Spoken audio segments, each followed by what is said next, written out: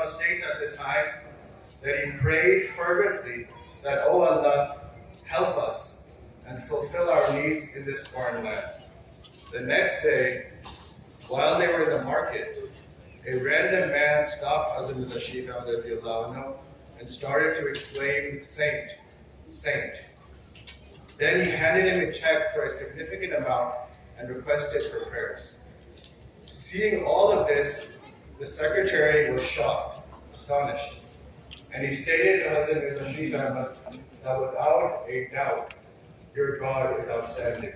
Narayan Takbir! Narayan Takbir! Narayan Takbir!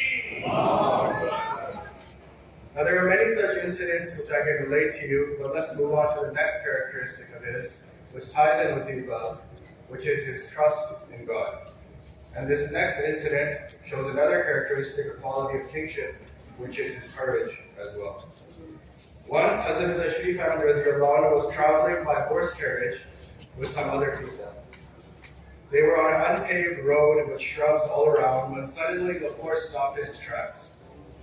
The passengers looked out and saw that right in the center of the road there was a large serpent, a large snake, with its head up. Seeing everyone frightened, Hazrat Mirza Sharif Ahmad thought to himself that Allah Almighty has made man the best and noblest of all his creation. Then how come these people are scared? He got out of the carriage and quickly went towards the snake. When he got close, the snake tried to run away, but he caught it and killed it. Then another story of courage in 1935, there was an assassination attempt on Hazrat Mirza Sharif Ahmad. A drifter named Hanifa attacked him with a large and heavy club. His intent was to hit him on the head and to kill him, but since Hazrat Mirza Sharif Ahmad was on a bike, the first attempt hit him on the back. Hazrat Mirza Sharif Ahmad got off his bike and bravely turned towards the attacker. Hanifa again swung the club, but he stopped it with his hand before it could hit him. Seeing his resolve, his courage, the attacker ran away. Later in his life, Hazrat Mirza Sharif Ahmad also had the honor of being a prisoner in the way of Allah when a false allegation was made against him and Hazrat Khalifatul Masih Salis obviously before his khilafat. Even during this time, he displayed steadfastness, trust in God, and fortitude, engaging in prayer throughout, and eventually, by Allah's grace, they both were freed after only 2 months. Now, the next quality I want to move on to of a legitimate king is empathy. Hazrat Mirza Sharif Ahmad had a great desire to help humanity. So much so that whenever he saw anyone in need, he would at once start assisting them. His sincere care would have a lasting effect on people. Khalifa Salahuddin Sahib narrates that once Hazrat Mirza Sharif Ahmad was leaving his house when someone came to him to share his problems. Hazrat Mirza Sharif Ahmad put his hand in his pocket and only found a 100 rupee note, which was a large sum at the time. And without hesitation, he gave it to the needy individual. Khalifa Salahuddin Sahib comments at this time that if this isn't true kingship, then what is? Once there was a widow in Rabba whose daughter became mentally unwell, at which the doctors advised that she should be admitted in a hospital right away. This woman was poor and could not afford the hospital bills. When Hazrat Mirza Sharif Ahmad found out about this, he at once made arrangements for her to go to the hospital in Lahore and provided every necessary ease to them. And from time to time, he would personally go and check in on them as well. Chaudhry Zuhur Ahmad Sahib narrates that Hazrat Mirza Sharif Ahmad would take a certain rare medicine that was not even enough for him. Once a needy individual came to him and asked for some of it. Hazrat Mirza Sharif Ahmad took the bottle, poured out half of it, and gave it to the man. Chaudhry Zuhur Sahib again comments at this time and states that these are the people who are the pride of the world and who are never forgotten.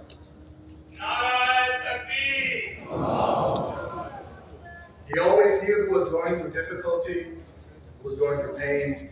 He would encourage their well-to-do relatives to help them out. There are countless narrations of how he would walk the streets. And if you came across a traveler, you would give them accommodation, you would give them food, you would pay for their transportation to their destination. There are narrations where he would go buy soap, etc., so the poor could clean themselves. He would go to the store and buy things in advance before anyone asked him, and would give them to the underprivileged so as to keep their self-respect intact. And this leads us to the next qualities of his, which are merciful, kind, gracious. Like it has been made apparent already, he was a very generous and loving person. He was never rude, but at the same time, he never compromised on the truth. People would mention that he never made anyone feel out of place or like a stranger. He made everyone feel warm, welcome, and safe, and interacted with every single person like they were his own friend. Hazrat Abu Al-Qasim Jalandhari states, I worked with him in Nazarat Talim and Tabligh for many years, and I saw his care and respect for those that worked under him.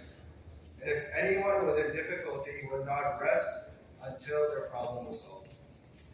It is narrated that once when he was walking, someone started to speak to him while they were riding a bike. The narrator states that he saw this disrespect and got mad at the individual on the bike.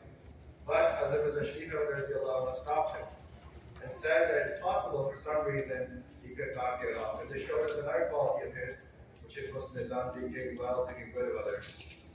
He was very loving and kind to his children. His son Hazrat Mirza Mansoor Ahmad Sahib relates, he was very caring and would encourage us to have self-confidence. He would take us out on trips and for hunting and on picnics and play with us, but still we had so much respect for him that at times we would be shy to speak straight to him. Now he had great respect, Hazrat Shahid had great respect for his elders, such as Hazrat Amma Jan and Hazrat Muslim Anha. And there's one famous narration of Hazrat Akbar may Allah be his helper of when he was a child. So I'll state that now. So Hazrat Akbar may Allah be his helper once related an incident in his youth when he went with Hazrat Mirza Sharif Ahmad to meet Hazrat Muslim Anha. At the time, Hazur was a young boy, and so Hazrat Mirza Sharif Ahmad told Hazur to go upstairs and seek permission for me to enter. Hazrat Akbar may Allah be his helper narrates that Hazrat Mirza Sharif Ahmad went up to meet Hazrat Muslim Anha in his room. He did not sit next to Hazrat Muslim Anha on his bed, nor did he sit in front of him on a chair. Rather, Hazrat Mirza Sharif Ahmad stood with great respect and conversed while standing. He then sought permission and took leave. Huzur Akbar, his helper, states that this incident was the first lesson of his childhood about the respect and honor of Khilafah. Narayan Takbir! Khilafat Ahmadiyya! Khilafat Ahmadiyya! Narayan Takbir! Huzur Akbar states the reason for this is because Hazrat Mirza Sharif Ahmad was the brother of Hazrat Muslim Anha, but still took permission to enter, did not sit beside him, stood with great respect, and spoke in a very respectable manner. Now, the last quality that we will look at today, which I believe is the central theme in his entire life, is his utmost humility. This humility made him understand that Allah is the only way.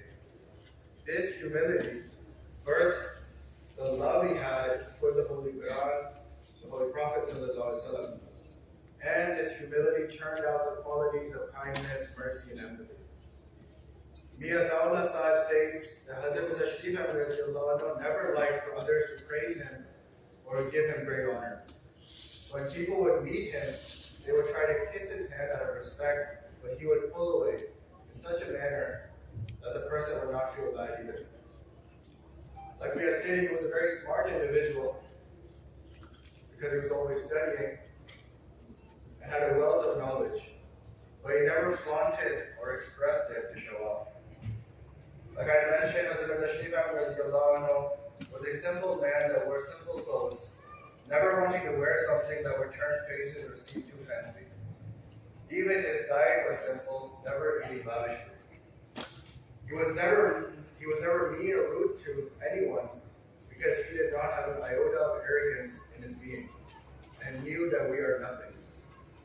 It is only God who has might and power. Many people that would meet him, they would get the sense that even though he is the son of the Imam of the age, his heart tells him, I am nothing. And this humbleness, this humility, has always been the hallmark of true saints and true spiritual kings.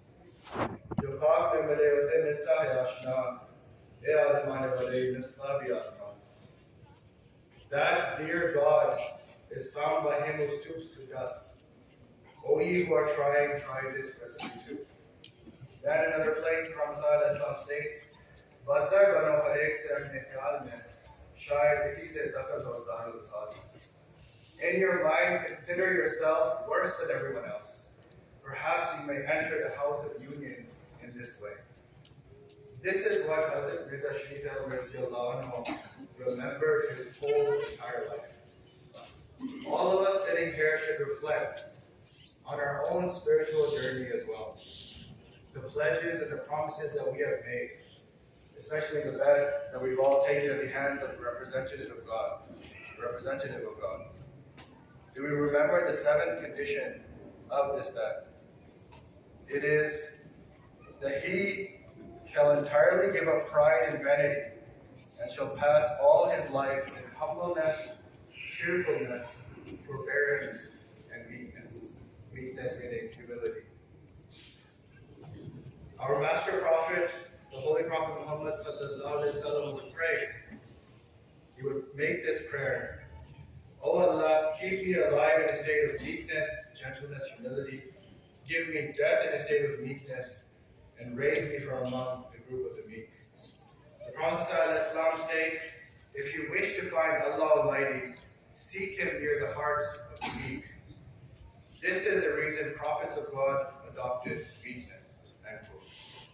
This is a time for us all to reflect. Advising us, as we Akbar, may Allah be His helper, states, "Each Ahmadi should try and be counted among the meek, the humble, the gentle. For the pledge of bed states that I shall spend my life in meekness." May Allah help us to understand this and live accordingly.